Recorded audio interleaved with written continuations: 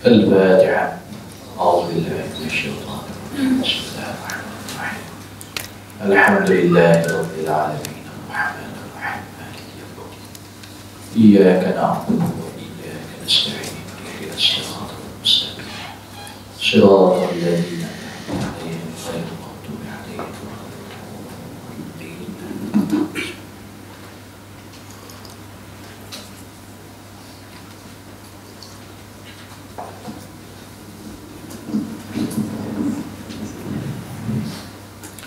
أعوذ بالله من الشيطان الرجيم. بسم الله الرحمن الرحيم.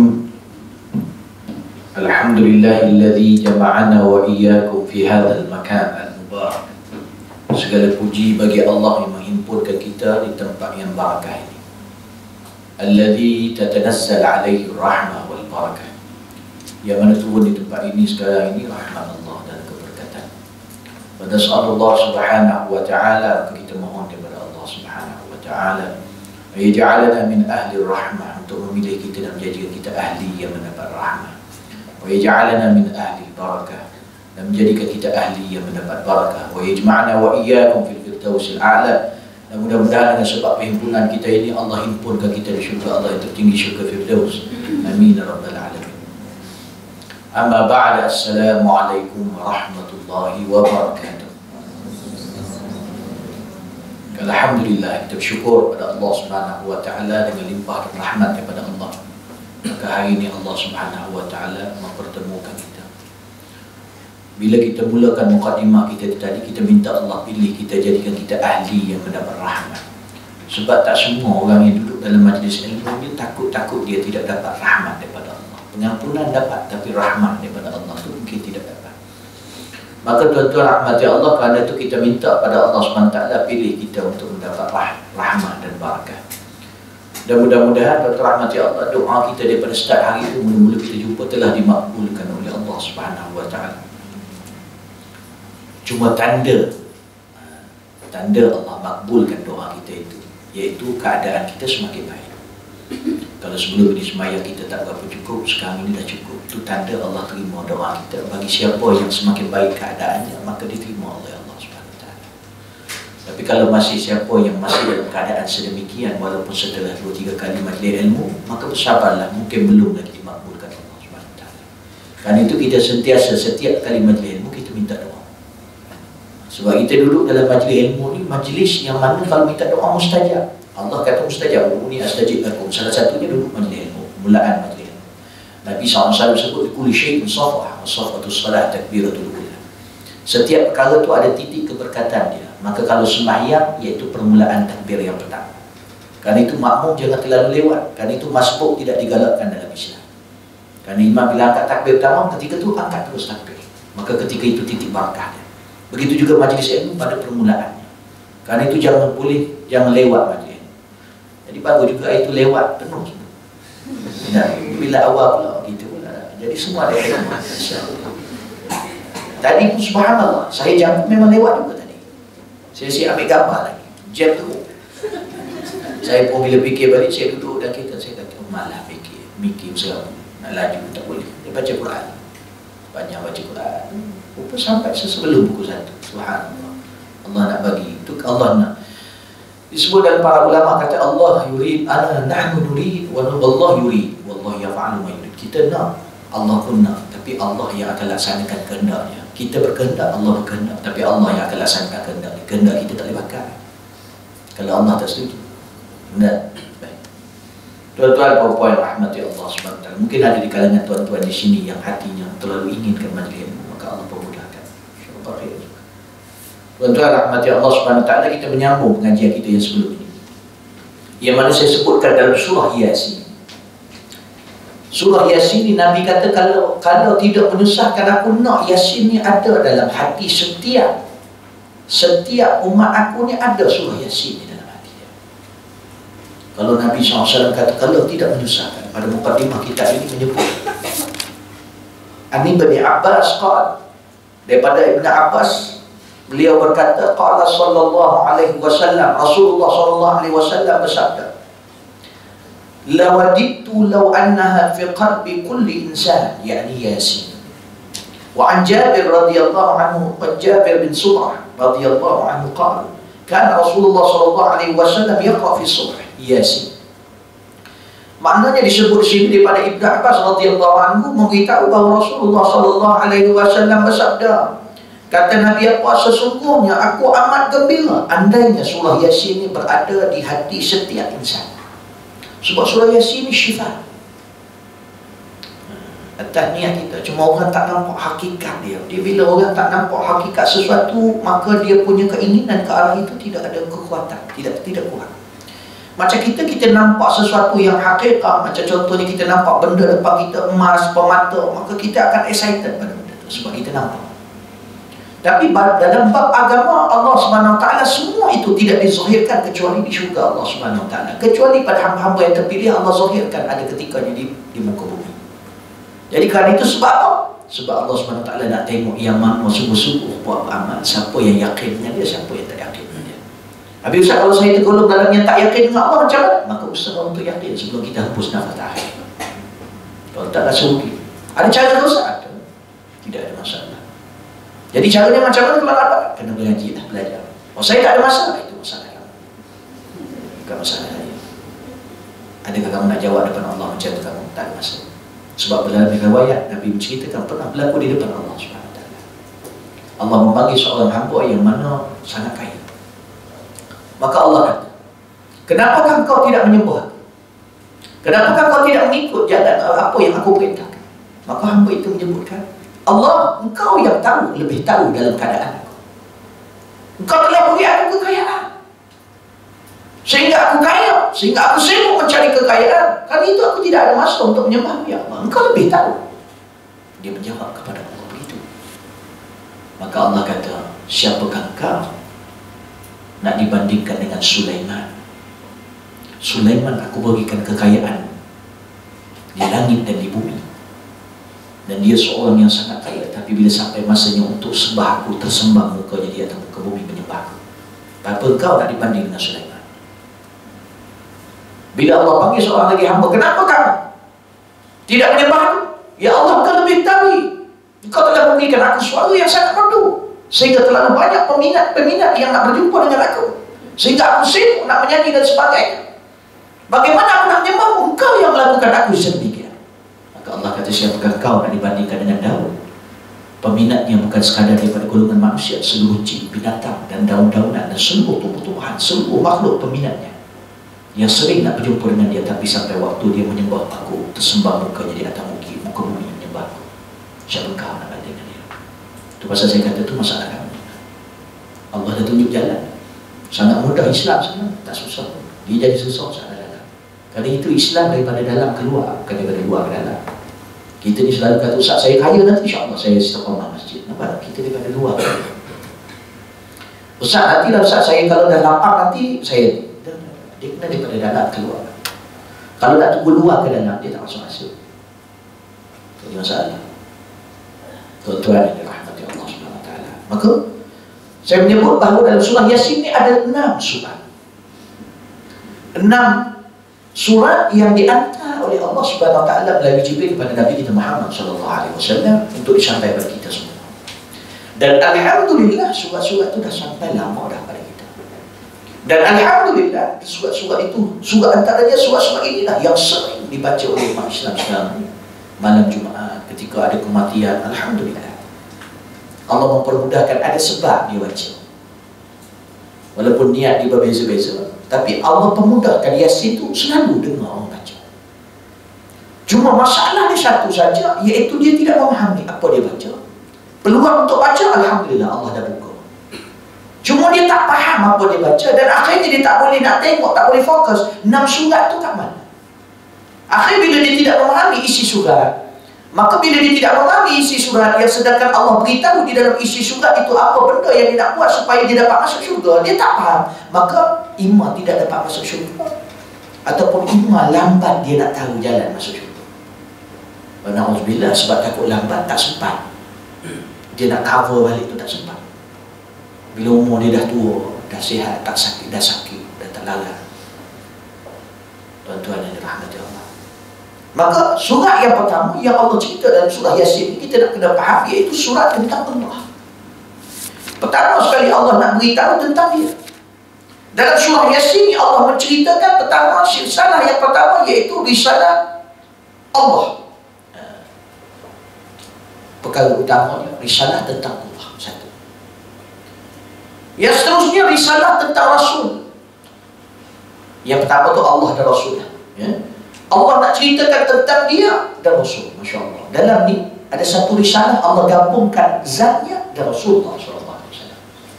Punya kasih Allah SWT. Allah tak separate. Kerana itu kalau dalam mana-mana kita semayang, kita semayang apa mesti ada Allahumma salli ala Muhammad. At-tahiyyatu lillah, assalamu alaika. Nah, ada? Mesti ada Muhammadun Rasulullah. Ada Allah. Allah memang tak kasihnya Allah pada Nabi Muhammad SAW. Masalah yang tak kasih kita.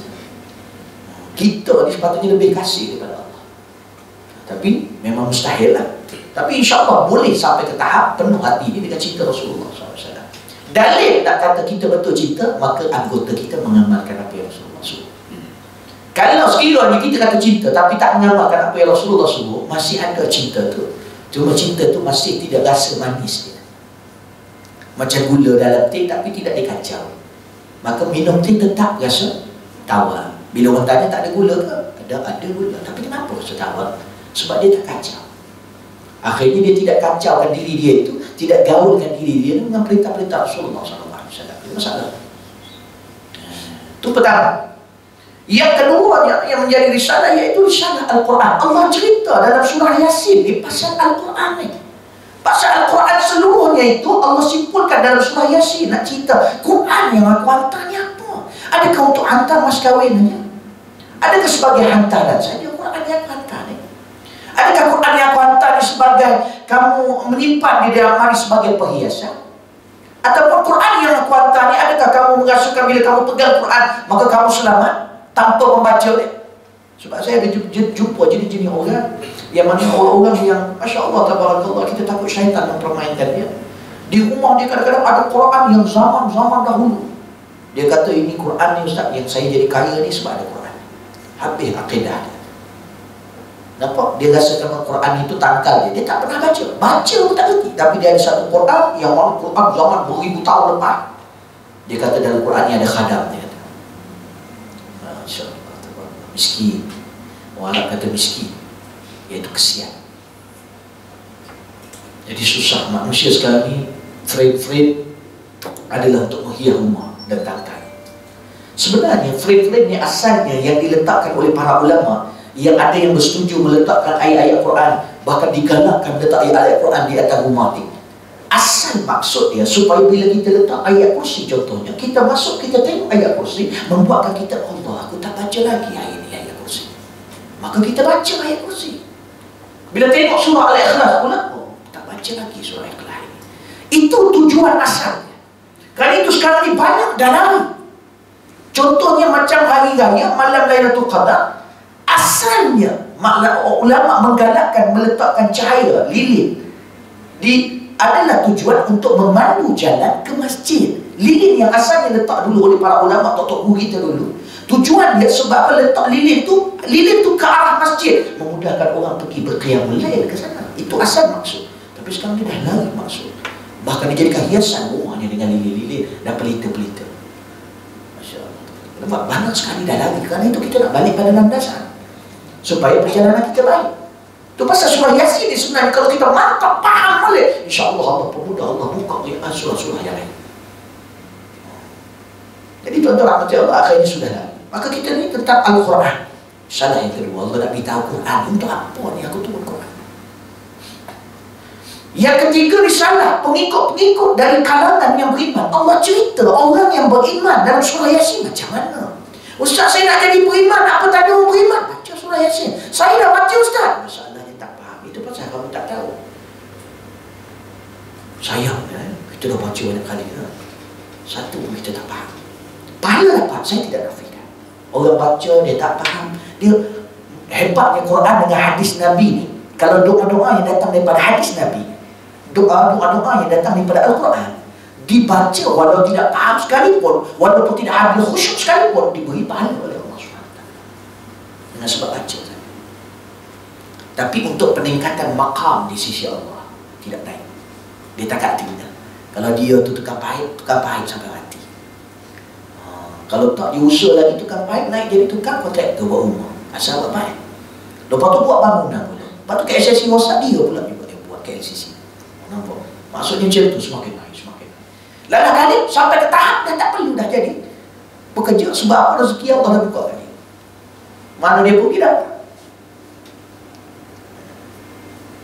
Subhanallah. Tuan-tuan yang dirahmati Allah Subhanahu Wa Taala.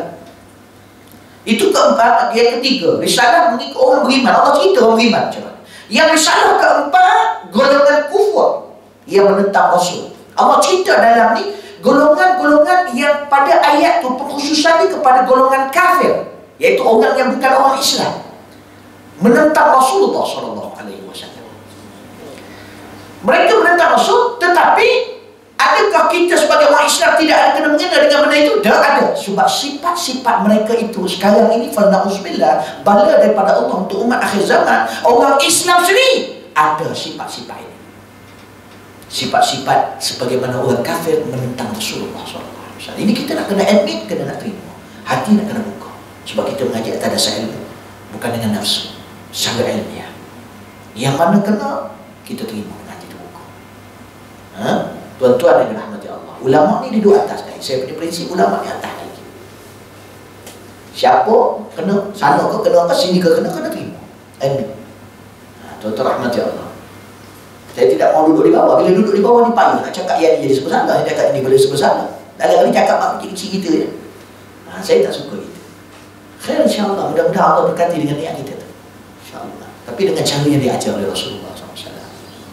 Kalau saya maki-maki gitu ada.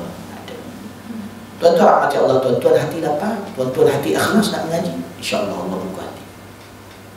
Di hati ni kalau kita bahas hati dalam ilmu tasawuf, panjang cerita, tahun-tahun tak habis hati.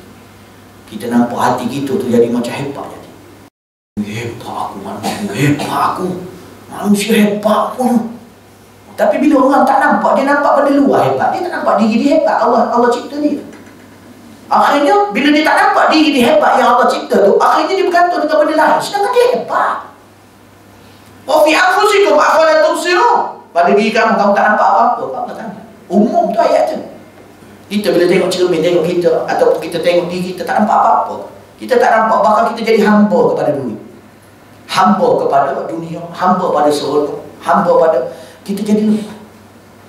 Kerana itu kalau saya buat pembahasan mukjizat, apa kalimah mukjizat yang sebenarnya bagaimana disebut dalam marhum Syekh Ramadan Al-Buti yang syahid di Syria, maka tuan-tuan rahmati Allah panjang cerita ni, nanti sampai 4 kita cerita lah. Nah,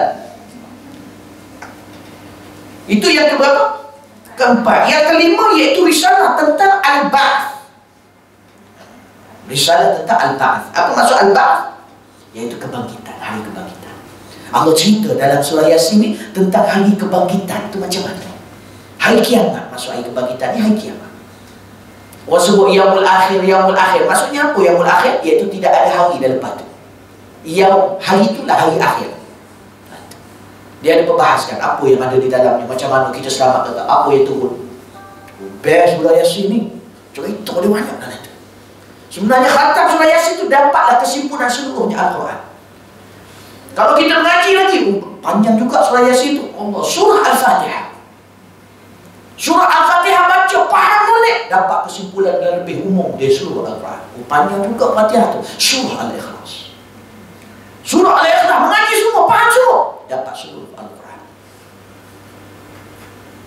Dan dipermudahkan. Bukan masuk situ baca yang itu aja sudah cukup. Yang tu tak sampai, dia tak faham. Maknanya Allah akan memudahkan dia jalan kebaikan dan pemahaman yang lain. Baik. Itu yang ke-5. Yang ke-6, surah yang Allah beri ingatan kepada golongan kufur ataupun yang ingkar pada Allah agar menarik dan mengubah sikap mereka kembali menerima yang hak sebelum datang azab Allah SWT. Ini peringatan daripada Allah. Ini yang ke-6. Maknanya Allah beritahu lah sekali dalam surah Yasin, dalam konteks surah Yasin, Allah nak cerita, Allah nak beritahu wahai orang kufur, baik kembali kepada yang hak sebelum datang azab. Jangan main-main dengan azab Allah SWT. Allah kalau murka tak ada orang kan. Tuan-tuan rahmati Allah, kecuali subhanallah kita ni umat Nabi Muhammad, bukan dia berani, Tapi disebab kasih dia pada umat, dia melebihi segala-galanya, sanggup dia kedepankan diri dia, memohon daripada Allah, mengurniakan dia syafaat, untuk memberi syafaat pada umat dia. Dan dalam satu hadis yang sahih, apabila dibangkitkan hari kiamat, semua manusia berbondong berjumpa Nabi Adam alaihi salam. Ketika itu Nabi-Nabi yang ada berjumpa Nabi Adam, wahai Adam, tolonglah beri syafaat pada kami, minta Allah pindahkan kami pada tempat yang lain. Tempat ini sangat panas sebab matahari ketika itu sangat dekat. Maka ketika itu Nabi Adam mengatakan, nafsi nafsi laqad asaitu rabbi. Sendiri-sendiri aku pernah melakukan maksiat pada Tuhanku, aku malu dengan Tuhanku. Dan hari ini Allah marah yang tak pernah marah sebelumnya, jadi aku tidak mahu, tak berani.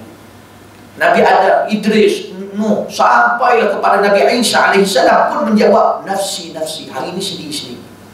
Allah marah yang tak pernah marah sebelumnya.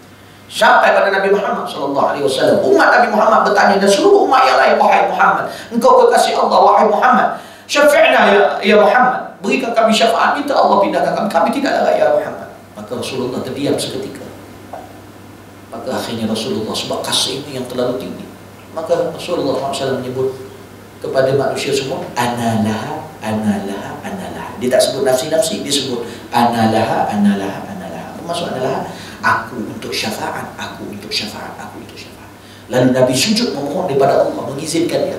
Ketika itulah Allah mengatakan, kum ya Muhammad, kul yusma, sal tu'ta.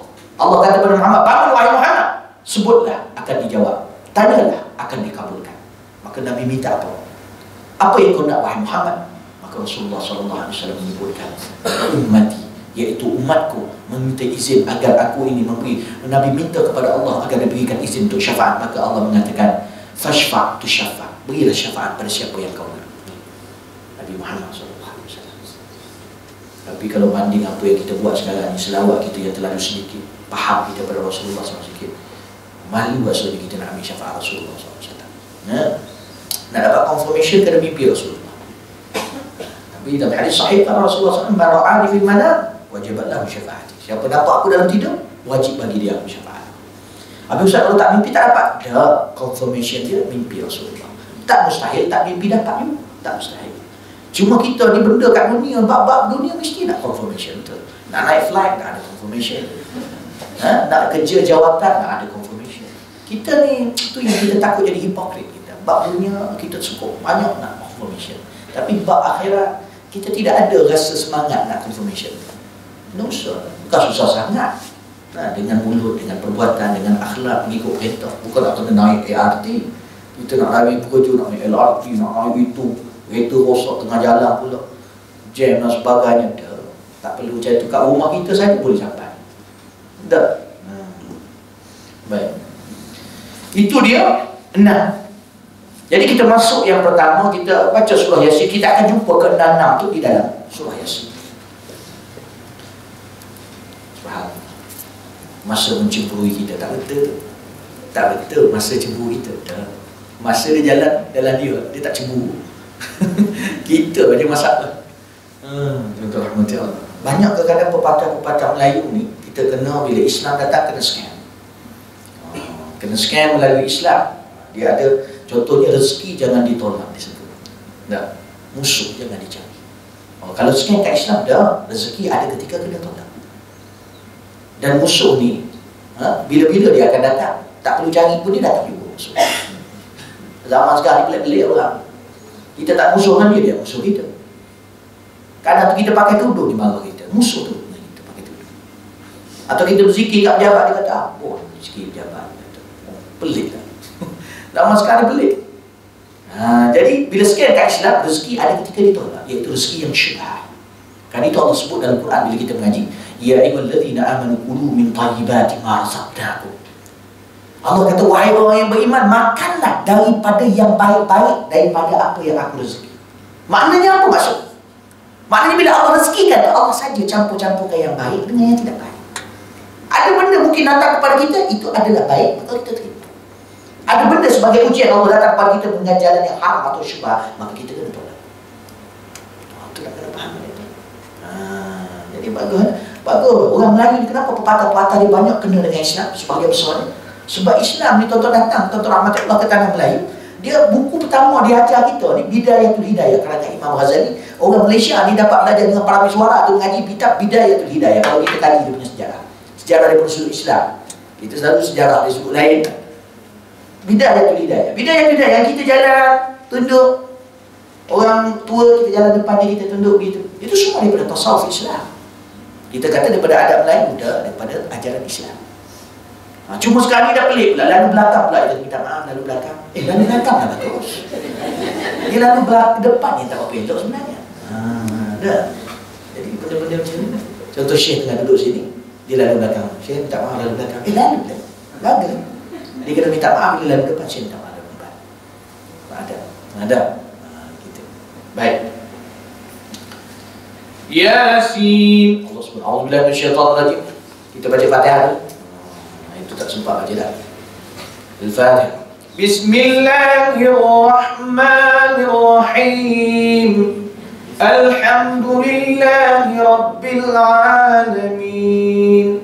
Ar-Rahmanir-Rahim. Maliki yaumiddin.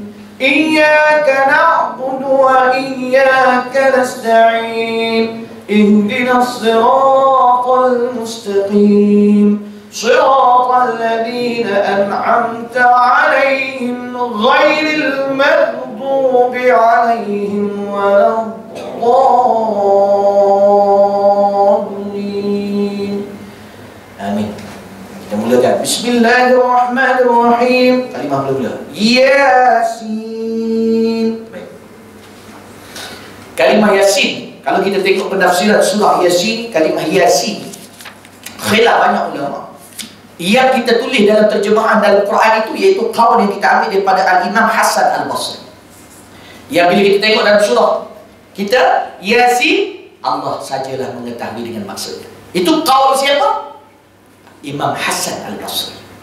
Imam Hasan Al-Basri lah, bila dia tengok terlalu banyak khilaf perbahasan para ulama, maka dia mengambil ahwal, iaitu tenang bagi untuk orang awam, dikhususkan untuk orang awam, maka dia tulis Allah saja yang mengetahui dengan maksudnya.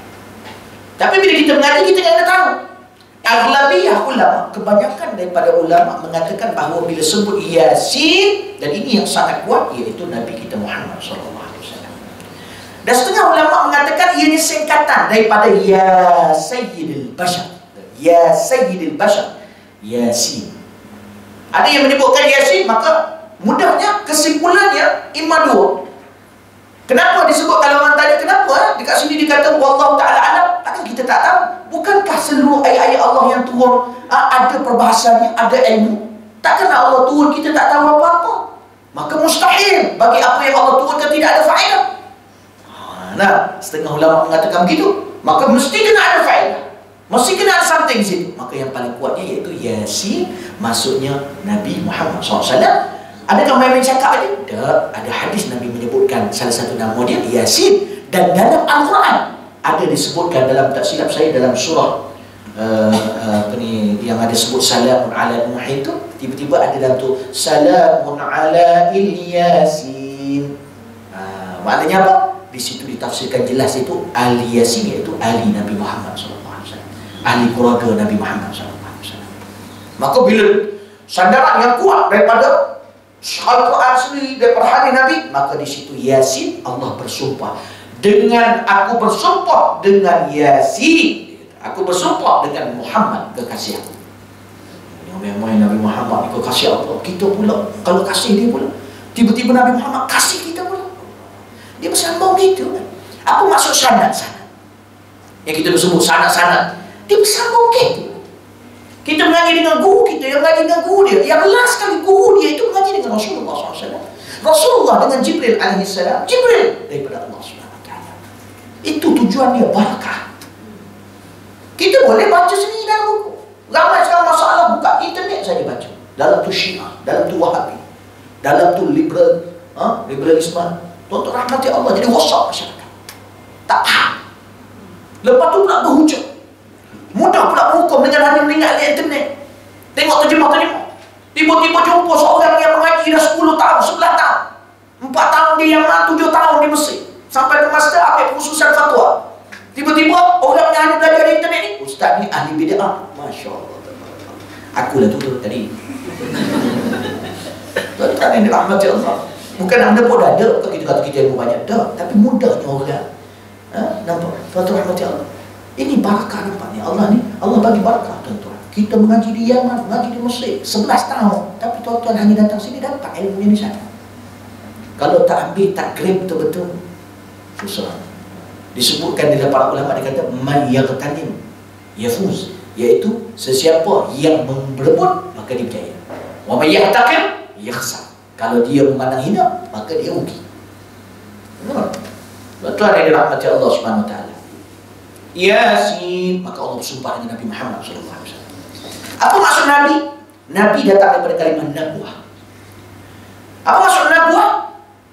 Nabuah itu maksudnya makan dan murtafi'. Maksud nabuah, Nabi itu ambil daripada kalimah nabuah. Nabuah ni apa maksudnya? Makan dan murtafi', iaitu tempat tinggi. Kenapa dinamakan Rasul Nabi itu dengan kalimah tempat yang tinggi?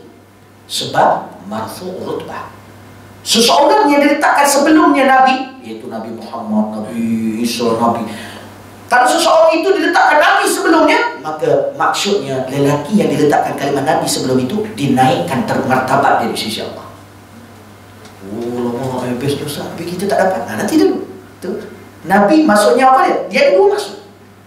Tak habis lagi kan? Marfu' rutbah au rafi'ur rutbah man tabi'ah. Itu saya selalu bila baca kitab. Dia kata apa? Nabi dinamakan dengan Nabi kerana dia angkat dia punya martabat. Kemudian yang apa lagi?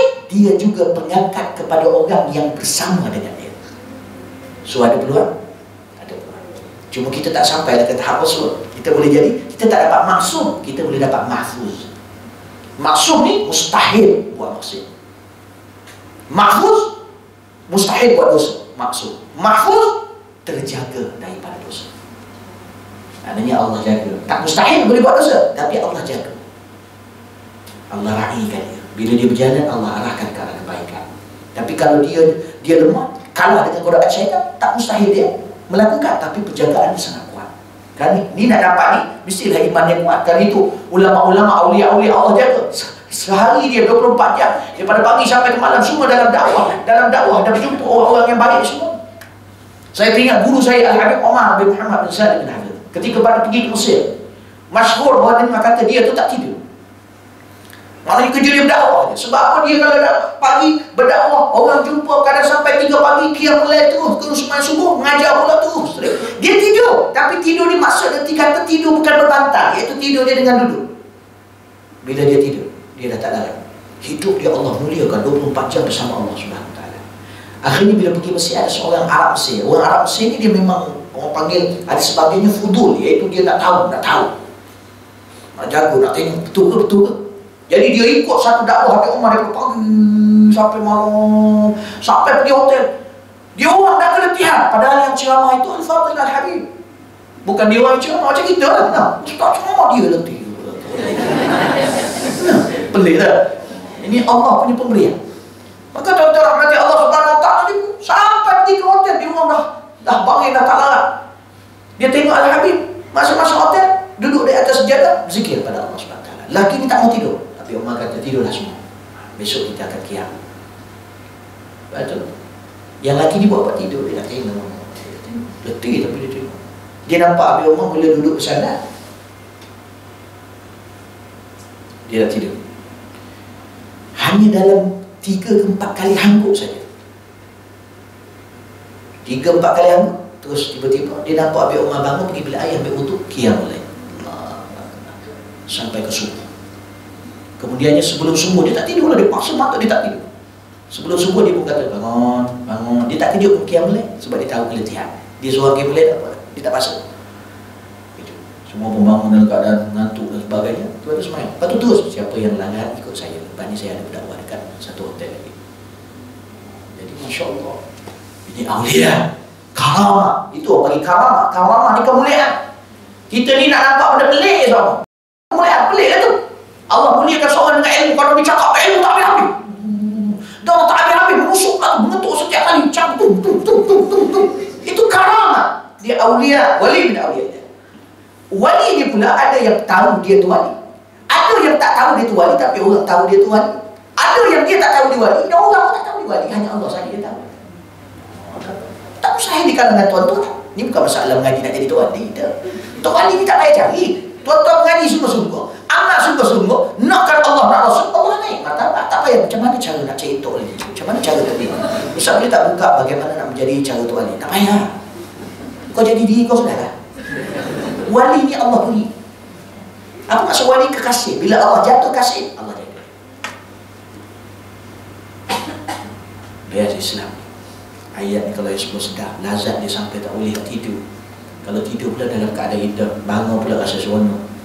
Sentiasa kehidupan ni, walau macam mana pun letih, bila dia teringat Allah, kita manusia tetap ada rasa macam tak larat. Tapi bila ingat balik Allah SWT, ingat balik apa yang dipelajari, dia bagi semangat balik. Contoh majlis, saya tadi keletihan tadi, Haji tahu. Tapi bila duduk majlis ni, barakah. Dia belum cakap ni, dia rasa seronok. Tuan-tuan pun dia rasa saya yakin, ada rasa keseronokan. Tuan-tuan rahmati Allah SWT, ini barakah. Ujian mana? Gigi sakit, gerah bongsu nak keluar, sakit. Dengan sama masa yang sama penuh full, besok nak kemuah juga. Jadi memang gigi sakit, cuma sakit. Bila tahap pula nak makan pula, datang tu, Ustaz. Mama, ini awal sampai pula Ustaz. Sakit pula kat dalam, perli-perli pula. Masya Allah, tabarakallah. Dia sakit luar, dia sakit dalam, ujian. Masya Allah, tabarakallah. Khair. Jadi tuan-tuan rahmati Allah. Tapi kita jaga. Saya dalam hati tidak ada apa-apa. Saya cakap jangan masuk dalam hati. Saya dalam hati saya nak jadi lapang. Saya nak penuh ke hati saya itu kenal Allah, kasih Rasulullah. Bila macam tu hati saya tenang, tidur malam boleh. Ni kita kadang ni sangka buruk, macam-macam fikir, serabut dengan benda yang tak ada faedah. Dah. Kita kadang dengan jiwa kita bila tengok ini geram dia, tu pasal tu. Kita memikir macam kosong. Bodoh dia tidak. Tok guru Kelantan cakap gitu lah. Saya ni lain sikit. Macam senior-senior saya, sahabat-sahabat saya, dia hatomok dia lain. Saya style campur, ada campur. Campur mesti, campur ngaji rata. Jadi khair insya-Allah. Bukan mengaji rata tu nak pakai ilmu banyak dah. Saya kat Mesir banyak tidur. Itu 7 tahun tidur saja lagi banyak di mana ngaji. Tapi alhamdulillah adalah juga boleh sampaikan. Bayar kalau saya tak tidur. Khair insya-Allah. Baik, Yasin wal Qur'anil Hakim. Cukup cantik. Allah ni dalam surah Yasin, mukadimah surah Yasin, Allah selang-selikan Nabi Muhammad dengan Quran. Nak beritahu Nabi Muhammad dengan Quran dia satu. Kalau kamu ambil Quran aja tolak hadis, tak mana. Kalau kamu hadis saja Quran tak ni, lagi tak mana. Sekarang ni kan ada golongan anti hadis. Pelik-pelik sekarang ni. Dan Nabi dah sebut dalam hadis dia, dalam akhir zaman, masa zaman Rasulullah, Nabi dah sebut dah ada akan datang puak yang mana dia anti pada hadis-hadis. Ni dia bukti dia. Allah sebut Yasin, Nabi Muhammad. Kemudian Allah sedang apa? Wal Qur'anil Hakim. Kemudian Allah pulangkan balik pada Nabi Muhammad. Innaka laminal mursalin. Kita kalau buat esei ke, sekarang kalau kita cerita tentang Nabi Muhammad, Yasin, innaka laminal mursalin, lagi cantik lah kan? Wahai Muhammad, engkau adalah daripada utusan-utusan Allah. Kemudian baru kita cerita wal Qur'anil Hakim. Kalau bukan kita nak kata kita lebih pandai, kan? Tapi nak kata kalau kita yang otak manusia yang singkat ni, kita nak buat esei macam tu lah, lagi cantik. Satu isi. Nabi Muhammad dulu, lepas tu baru Quran. Tapi kenapa Allah ni senang-senang? Adakah Allah tak lagi buat esei macam kita ni? Dah, jangan cakap gitu. Allah lebih dari segala-gala, jangan duk banding dengan kita. Apa yang Allah buat mesti ada petunjuk di situ. Allah nak beritahu Nabi Muhammad dan Quran itu mesti disamakan sekali. Kalau kamu cinta Quran, mesti di situ cinta Rasulullah. Kalau kamu cinta Quran tapi tak cinta Rasulullah, maka tak betul. Ada slide kat mana-mana tu. Yasin wal Qur'anil Hakim, dan Quran yang hakim. Apa maksud hakim? Maksud hakim apa dia? Yang bijaksana, yang penuh hikmah. Bila kita sebut Yasin, kita tengok para ulama sebut, disebutkan bahawa Yasin Al-Hakim iaitu yang tegas, yang tetap, yang tidak kurang dan tidak akan ubah, ataupun diertikan dengan zil hikmah, yang mempunyai hikmah dan bijaksana. Quran ni satu buku yang kebijaksanaan di dalamnya, yang ilmu di dalamnya tidak boleh dibanding sedikit pun dengan buku-buku yang ada yang ditulis oleh makhluk. Nampak? Tuan-tuan rahmati Allah Subhanahu wa taala. Mana Al-Quran ni satu kitab. Mungkin ada orang tanya, Ustaz kata kitab ni Quran. Saya belajar akidah, Quran ni kalam Allah, iaitu tidak berbunyi, tidak berhuruf. Dia berbeza dengan kita. Betul? Quran kalam Allah. Sebab Allah mukhalafatuhu lil hawadith. Allah berbeza dengan makhluk. Jadi kita menulis dengan tulisan, dengan bunyi-bunyian. Quran yang kita baca ni ada bunyi, Ustaz? Ada? Ada tulisan? Oh, ada. Jadi macam mana, Ustaz? Orang tanya kau betul. Kan itu bila kita mengaji tauhid, Quran itu adalah kalam Allah. Iaitu dia ada orang panggil dilalah lafziyah, dilalah ma'nawiyah. Quran yang kita baca ini dalam ilmu tauhid ta'bir li kalamillah al-azali. Quran yang kita baca ini adalah ta'bir kepada kalam Allah yang asal. Dan ianya tetap qadim. Disebabkan apa? Sebab maknanya adalah maknanya daripada Allah Subhanahu Wa Taala. Contoh ta'bir maksudnya apa? Contohnya ada orang bisu kat sebelah saya. Dia nak bercakap. Dia pun kata, saya nak makan lepas tu nasi. Saya pun kata, saya nak makan nasi. So saya takbir kepada kalam dia. So Quran yang kita baca ni takbir kepada kalam Allah yang asal. Oh, jadi dia makhluk ke tidak, Ustaz? Dalam ahli sunnah wal jamaah ada, dia qadim. Sebab apa, Ustaz? Sebab still maknanya adalah makna kalam Allah yang azal. Cuma dipermudahkan oleh Allah dengan ayat Quran yang disebut bilisanin arabiyyin mubin. Allah nak mudahkan kita dengan lidah Arab yang jelas. So Al-Quran datang dengan bahasa Arab yang untuk kita baca. Tapi bagaimana nak memuliakannya? Samalah kita memuliakan kalam Allah yang qadim, yang berbeza dengan seluruh makhluk. Dan dia tu mahfuz. Dalam bab tauhid nanti guru tauhid ada sini. Tanya dia dengan detail. Kalau tak ada, saya akan terangkan dengan detail supaya tak pedih. Alah, tak perlulah fikir sangat, baca je lah Quran. Baca dulu. Nah, ini baca pun tak khatam ni. Dok sibuk tanya. Banyak sekali kat UU, banyak tanya pelik-pelik. Saya kalau pergi U tu susah sebab dia tanya 10 minit, nak jawab 10 minit yang saya mengaji 10 tahun. Tuan-tuan bagaimana tahu? Fikir macam mana saya nak buat conclusion pada apa yang saya mengaji 10 tahun nak jawab dia. Orang sekarang ni nak cepat, nak apa, semua nak mudah. Jadi akhirnya dia bila lambat sikit dah malam. Jadi masalah. Jadi tuan-tuan rahmati Allah, disebabkan masuk kita sikit, saya tak puas hati sebenarnya. Nah, itu pasal saya khair insya-Allah. Tapi benda ni tak boleh nak laju. Sebab apa? Nak ambil barakah dia. Kalau boleh istiqomah, mudah-mudahan dapat habis surah Yasin. Kita tengok apa yang Allah rancangkan untuk kita. Mudah-mudahan khair insya-Allah. Bersihkan hati insya-Allah. Mudah-mudahan Allah memberkati kita. Sebab pejabat-pejabat jarang kat kita. Tapi kita nak. Dan bila tanya pada saya suka sangat kalau buka kitab. Sebab apa? Mahfuz, terjaga. Sebab bila buka kitab, kita ceritakan apa yang dalam kitab yang ulama kita bersama. Kalau ceramah biasa ni takut ada tersilap dalam percakapan, sebab semuanya yang kita ceramah lah. Jadi takut ada tersilap. InsyaAllah tak tersilap. Tapi bila ada ini lebih mahfuz, lebih barakah, lebih terjaga. Jadi saya rasa cukup itu. Kita dah sampai ayat berapa tadi? Wal Quran. Tak ada 10 tadi. Jadi wal Quran al-Hakim. Saya akan sambung insya-Allah pada bulan depan sekiranya dipermudahkan Allah. Kekalkan semangat, kekalkan niat. Kalau boleh nak tunjuk semangat kita pukul 1 tu dah ada lah semua dalam ni. Saya lewat ke saya tak lewat ke, maknanya ada untuk dalam tu. Sebab duduk tu pahala saja. Kalau orang nampak hakikat tu, ramai yang duduk. Saya silap pukul 7 pagi dia dah duduk. Tapi tak boleh lah berdosa pula sebab dia tak buat kerja. Allah Ta'ala